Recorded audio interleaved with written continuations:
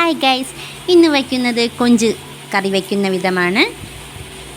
ചീനച്ചട്ടി വെള്ളം വറ്റിയ ശേഷം അല്പം വെളിച്ചെണ്ണ ഒഴിച്ച് കടുക് അതിലേക്ക് ഇടണം.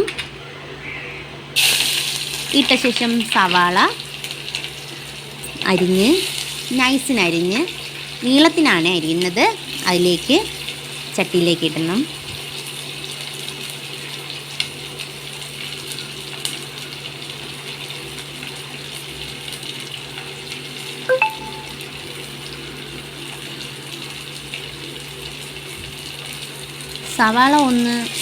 സവാളയുടെ എന്താ പറയുക, നീരൊക്കെ ഉണ്ടല്ലോ, അതായത് ചാറ്, നമ്മുടെ കണ്ണൊക്കെ നീറുമ്പോൾ ഒരു കണ്ണൊക്കെ നീറുന്ന അതിൻ്റെ നീരും ചാറും കൊണ്ടല്ലേ. അപ്പോൾ ആ ഒരു ഒന്ന് ഉടഞ്ഞ് ആ സവാളയുടെ നീരൊക്കെ ഒന്ന് സവാള ഒന്ന് ഉടഞ്ഞ് നന്നായിട്ട് സോഫ്റ്റായി വരുമ്പോൾ അതിലേക്കാണ് ഞാൻ ഉപ്പിടുന്നത്. കുറച്ചുപ്പ് അതിലേക്കിടും.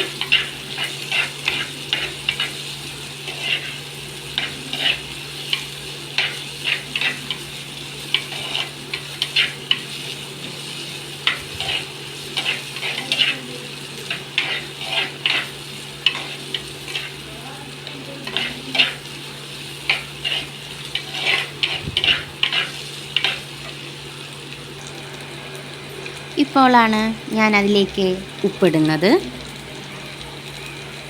കുറച്ചുപ്പ് ഇട്ടിട്ടുള്ളൂ. ഇപ്പോൾ ലൈറ്റ് ബ്രൗൺ കളറായി വരുന്നുണ്ട്.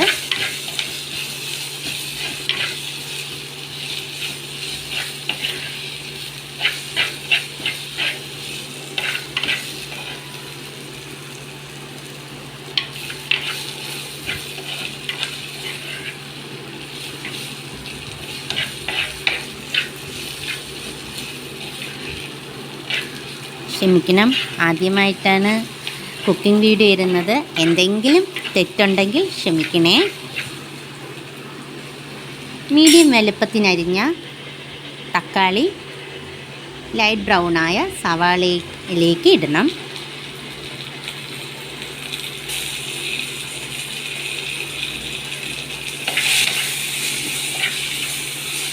എന്നിട്ട് നന്നായിട്ട് ഇളക്കി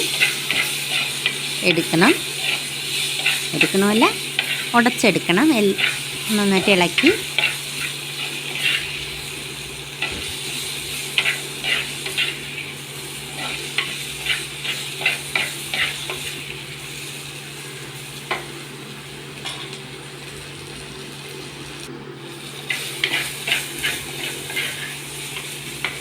തക്കാളി നന്നായിട്ട് ഉടച്ച് ഒന്ന് എല്ലാം ഉടഞ്ഞു വന്ന ശേഷം മാത്രമേ തക്കാളിയുടെ ഞാൻ നേരത്തെ പറഞ്ഞതുപോലെ അതിൻ്റെ ടേസ്റ്റ് വരത്തുള്ളൂ. ഇങ്ങനെ സ്പൂൺ കൊണ്ട് നന്നായിട്ട് ഉടച്ചെടുക്കണം. അല്ലെങ്കിൽ ഞാൻ മിക്സിയിൽ നന്നായിട്ട് അരച്ചെടുക്കും തക്കാളി. ഇതിപ്പം ഞാൻ തക്കാളി അതിനകത്ത് നന്നായിട്ട് ഉടച്ചെടുക്കുന്നതാണ്.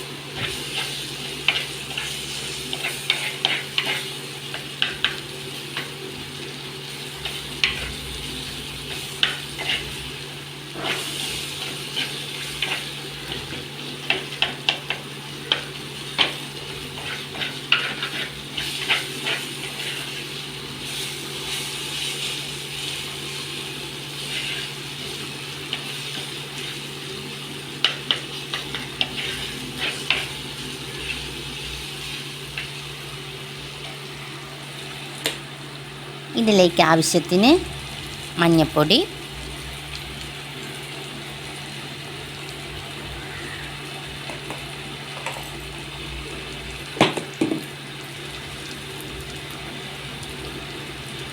ആവശ്യത്തിന് മല്ലിപ്പൊടി, ഇത് ടീസ്പൂൺ കണക്കാണ്. എനിക്കൊരു കണക്കുണ്ട്, അതിനനുസരിച്ചാണ് ഓരോരുത്തർക്കും ഓരോ കണക്കല്ലേ. എനിക്ക് ടീസ്പൂൺ കണക്കിന് ഇങ്ങനെയാണ് ഇടുന്നത്. ഇത് ഞങ്ങൾ ഉപയോഗിക്കുന്നത് കാശ്മീരി മുളക് പൊടിയാണ്. ആവശ്യത്തിന് കാശ്മീരി മുളക് പൊടിയാണ് ഇടുന്നത് ഇതിനകത്തേക്ക്.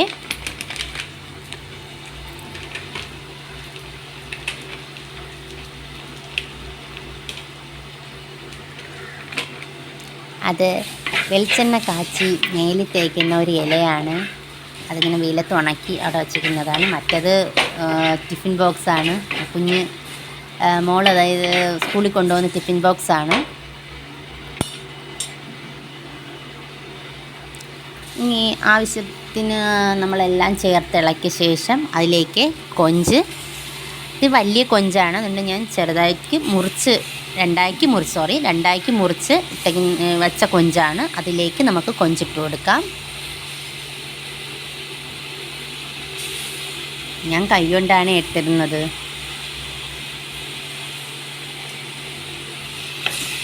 എന്നിട്ട് നമുക്ക് ആ മസാലകളെല്ലാം ഇട്ട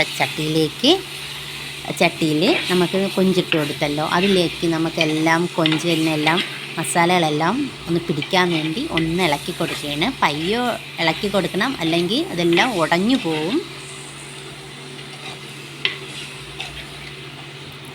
അതായത് കൊഞ്ചൊന്ന് ഉടഞ്ഞു പോവും.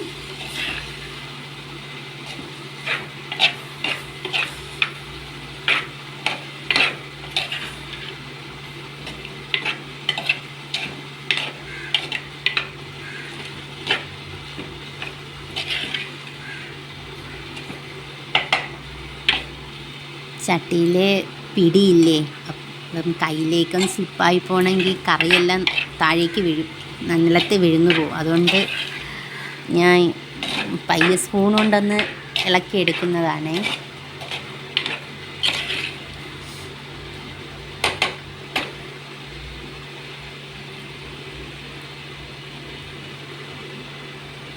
ഇതിലേക്ക് ചൂടുവെള്ളമാണ് ഒഴിക്കുന്നത്.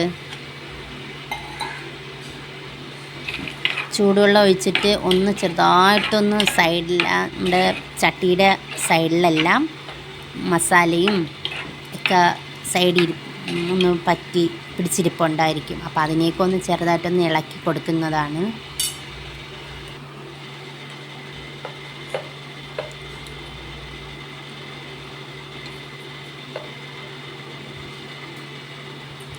ഇപ്പോൾ ഞാൻ നമ്മുടെ പുളി കുറച്ച്, അതായത് നെല്ലിക്ക വലുപ്പത്തിന് ഇച്ചിരി എടുത്ത് നന്നായിട്ട് പാത്രത്തിൽ ചൂടുവെള്ളത്തിലിട്ട് പിഴിഞ്ഞെടുത്ത് അതിനകത്ത് ഒഴിച്ചേക്കുന്ന വീഡിയോ ഞാൻ എടുക്കാൻ മറന്നുപോയി. ഇപ്പം ഞാൻ ഇടുന്നത് ഉലുവപ്പൊടിയാണ്. ഉലുവപ്പൊടി പൊടിച്ച് വെച്ചിട്ടുണ്ട്. ഉലുവപ്പൊടിയാണ് ഇട്ടത്.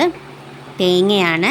തേങ്ങ, ഇച്ചിരി വെളുത്തുള്ളി, പച്ചമുളക്, കുറച്ച് കുരുമുളക് ചേർത്ത് അരച്ചെടുത്തതാണ്. ഇതിലേക്ക് ഞാൻ മുളക് പൊടി, മല്ലിപ്പൊടി എല്ലാം ഇട്ടതുകൊണ്ട്, ചട്ടിയിലേക്ക് ഒന്ന് ഇട്ടതുകൊണ്ട് ഞാൻ ഇതിനകത്ത് ഇട്ടിട്ടില്ല. ഇഞ്ചി ഇട്ടു കേട്ടോ. ഇഞ്ചി നന്നായിട്ട് അരച്ചു. ഇങ്ങനെ പരിവമായിട്ട് വരും. പക്ഷേ ഇതിനകത്ത് ഞാൻ ഇച്ചിരി കൂടെ മുളക് പൊടി ഇട്ടിട്ടുണ്ട്. ഞാൻ കാണിച്ചില്ല. ആവശ്യത്തിന് വേണമെങ്കിൽ കുറച്ചും കൂടെ മുളക് പൊടി നമുക്ക് ഇതിലേക്ക് ചേർക്കാം. പിന്നെ ആവശ്യത്തിന് ഉപ്പ് ഒഴിച്ച് എടുക്കാം. ഇത് ചക്കയാണ്. ചക്ക എരിശ്ശേരി വെച്ചതാണ്. ഞാൻ സൈഡിൽ ഇരുന്നപ്പോൾ ഗ്യാസിലിരുന്നപ്പോൾ ഞാൻ കാണിച്ചതേ ഉള്ളൂ. അപ്പോൾ ഉപ്പില്ലെങ്കിൽ ടേസ്റ്റ് നോക്കിയിട്ട് നമുക്ക് ആവശ്യത്തിന് കുറച്ച് ഉപ്പും കൂടെ ചേർക്കാം.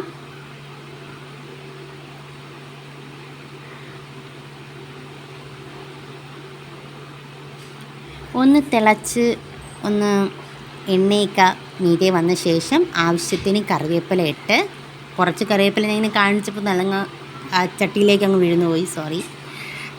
അപ്പം പയ്യെ ഒന്ന് ഇളക്കി കൊടുക്കണം. കാരണം നമ്മുടെ സവാളയും എല്ലാം അടിയിലൊന്ന് ഇതായിരിപ്പുണ്ട്, അടിയിൽ പിടിച്ചൊന്നിരിപ്പുണ്ട്.